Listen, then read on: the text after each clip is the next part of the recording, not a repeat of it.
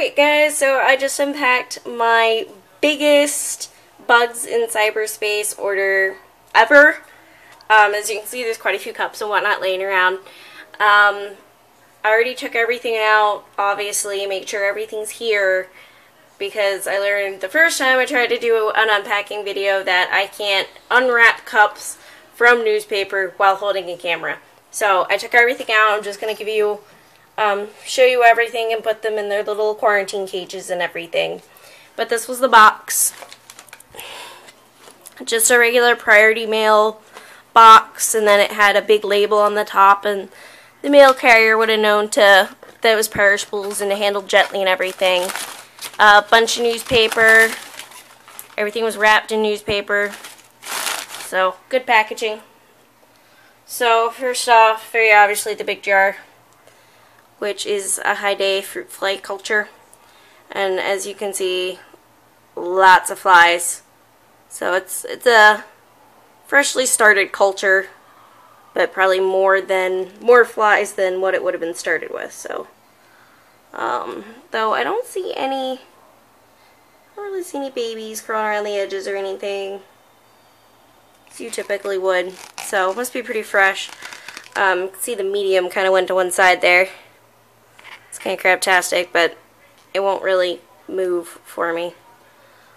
But might try and mix a little bit of water in there, try to thin it out just a little bit, and get it back the way it should be, as Peter suggested. So that's that. And those fruit flies are actually food for my guy right in here. It's food for my little pygmy down there.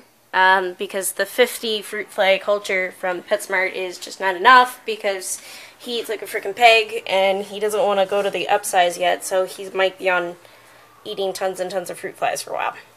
To go with the fruit flies, I got the Repashy Superfly medium, and I guess supposedly this is supposed to make about 4. Peter said on the listing about 4 deli cups, 32-ounce deli cups of that size, though it looks like you're only using 3 to 4 tablespoons, so it might actually make a little bit more than that, as long as I make sure my tablespoons are level. So that's the good stuff that I was told. But I want to keep the fruit flies going for a while, so I picked this up, and again, that's because it's all my pygmy wants to really eat, and the fruit flies are easier to get a hold of than house flies or anything like that. So I'm just going to keep feeding him absorbent amounts of fruit flies. Alright, and then I got tons of stuff in little jars here, little cups. First, let's start with these. This is a Ship of the Desert Beetle and a Black Death Feigning Beetle. And their little quarantine setup is over here. You're going to be living in here for a few months. So get a good picture there. We're going to open this up, take them out, show them to you guys. But they're for a community terrarium. So they're actually going to live down here with these guys that you're probably not going to be able to see at all. Maybe you can see a little one butt there in the back. But this is, I have 3 of the blue Death Feigning Beetles in here that I got from Peter at Bugsincyberspace a while back. It's like almost a year ago. They're doing great. I love them. They're pretty indestructible, honestly. Very, very hardy and just great personalities. So I wanted to get a few more, and these guys are all cousins, so they will be living with them. He is like trying to eat my finger. Oops, come on. Come on. As you can see, he just wanted to crawl right on out. Oh, here comes the other one. Oh,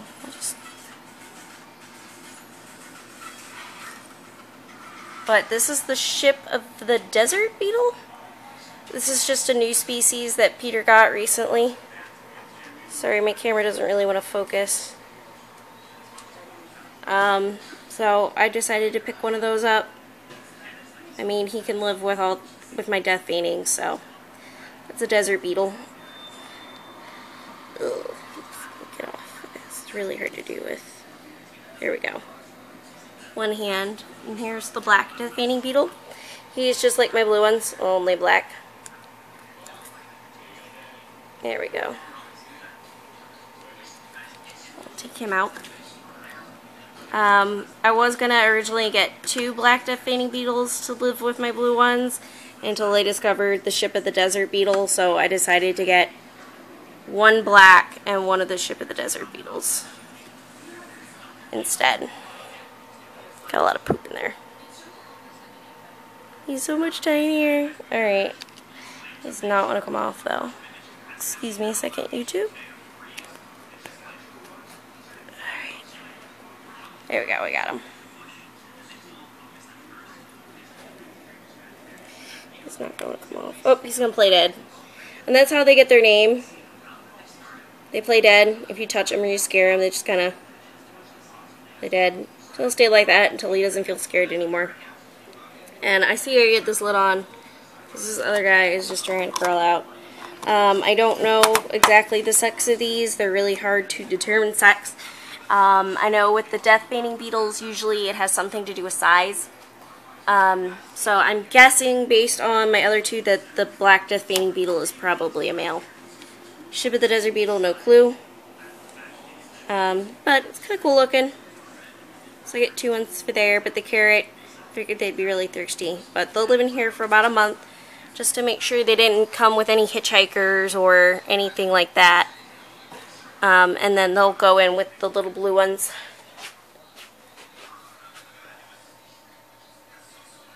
Next is a Florida Ivory millipede.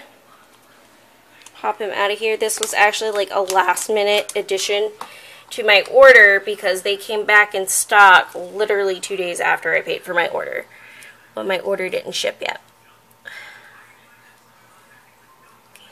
Oh, come on.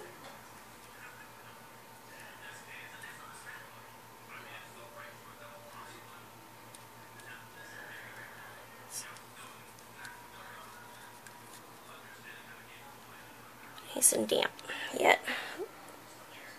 I'm sorry, my camera just like sucks. Let me try this. It's a little better, I guess. I'll take him in the bathroom.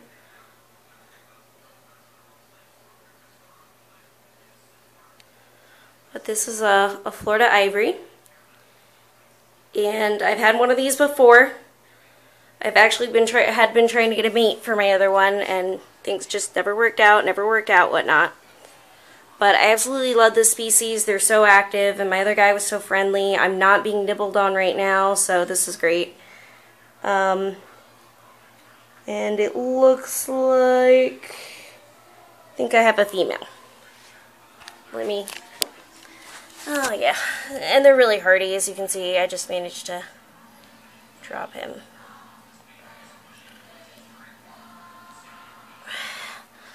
Because he just wanted to go, they just go off like a train wreck sometimes.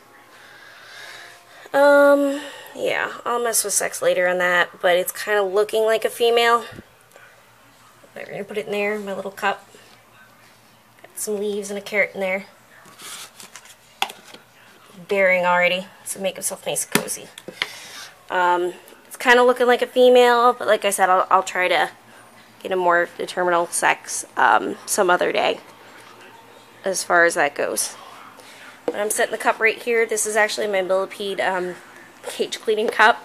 He's going to be quarantined for now, and then he will be going in here, which is my millipede community tank, and it only has 1 millipede in right now left. Because as I had mentioned, my ivory millipede had died of old age, which is pretty sad. Alright, and then, you know, most of this wasn't actually fun stuff for me. I got some isopods.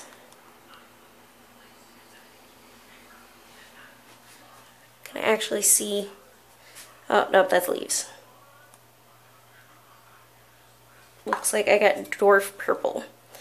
I guess the grouping was supposed to be for dwarf stripe, but I got dwarf purple, which is perfectly fine, whatever. They were just kind of the miscellaneous species. These are the ones I really wanted, the orange. And I see one right there, actually, a little teeny baby moving around in there. Probably can't see it. That little orange speck right there, you can see the antenna moving. There it is. So it's good to see at least one of them's alive, fine, and just dandy. Don't see these guys at all. They're probably up underneath the paper towel because they're really tiny. But let's take these guys over to where my cultures actually are, which is in here. This is the bug breeding room, as you can see by the mealworms and superworms. The high day are going to go over here, right under here where the 50 vial is, and then this is worms, and then these are going to be the two separate cultures. So let's just pull these on the floor. This is also the cat room. It's where the litter box and everything is. So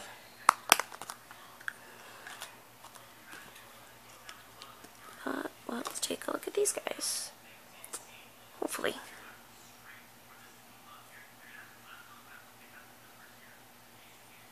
They are tiny.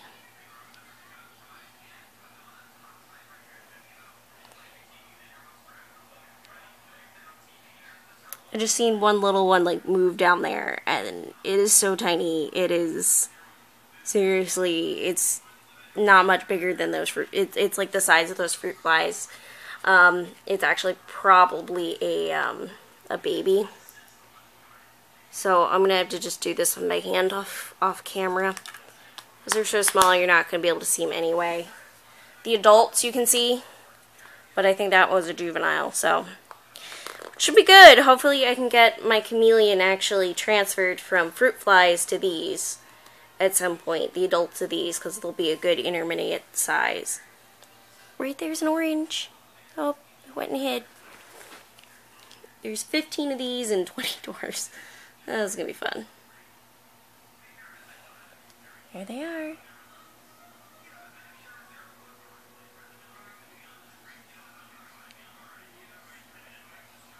I don't know how many of these are adults or anything.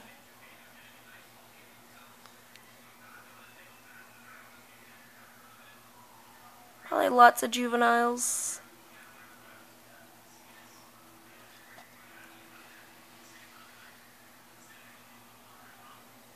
Oh, some of them are really pale colored, so definitely looks like a lot of juveniles though. Because I think the adults are a little bigger than this yet, because these are considered giants. The species is actually a giant species. So this species, they're related to the basic gray, so the adults should get about the size of the average backyard roly-poly or potato bug or armadillo bug, whatever you want to call them. So it looks like these are all juveniles, which means it's going to be a little while before this culture gets up and running.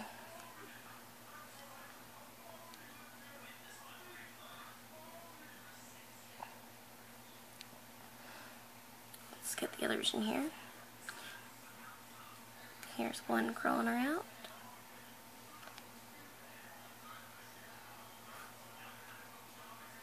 I'm just gonna set these little pieces in here to like crawl out, and then I can either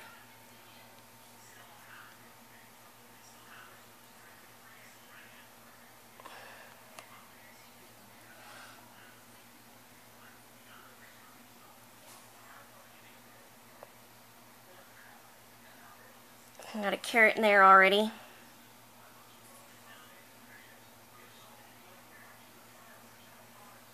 For them. This is just damp shredded newspaper that I cut up really into really small pieces so it would lay flatter like dirt, and this is just to get them started, off, and then they will be moved to a soil-based culture setup. But I'm doing this because I quarantine everything, and this was the best way to do a quarantine setup that's still going to allow them to grow in culture, just because I was a little worried with isopods about them possibly coming in with, some wood mites with them, because a lot of people, accidentally get wood mites in their isopod cultures and never know about it. So this is just to kind of keep an eye on that, because the last thing I want is to seed this colony into my millipede tank and it get taken over by wood mites. So that's why. But it's just newspaper. I got a carrot in there. They'll get carrots, you know, fresh carrots all the time. And then they have leaves, like dried leaves, all shredded and put up in there for them too.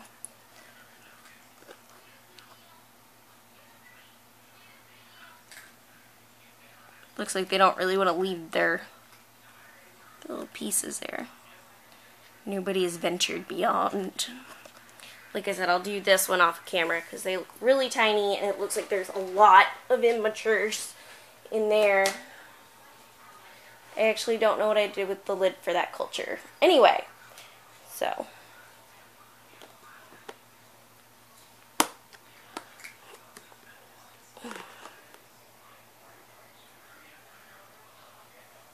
I may have a hole size issue. Deal with that in a moment. Let me show you the last thing. This is gonna be the little cage right here.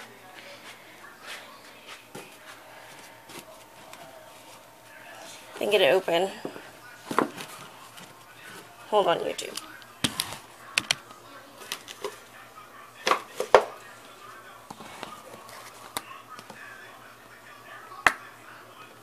Alright, and the last thing, as you can see, it says spiny flower.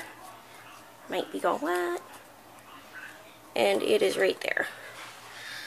This little brown speck. Can't even see. Oh, there you go. Moving around. And now it's on the lid. But this is a baby spiny flower praying mantis. Seems a little pretty active. It is so tiny. It's brown. This species will turn white with green stripes and a number 9 on their wings. So let's go ahead, try and get this open.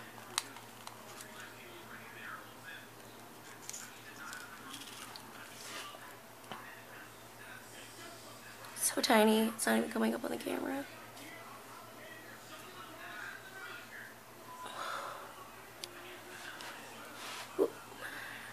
And we are on my finger already, which is a good start because this species can be kind of skittish and aggressive and quick to show threat. So, but yeah, that's everything.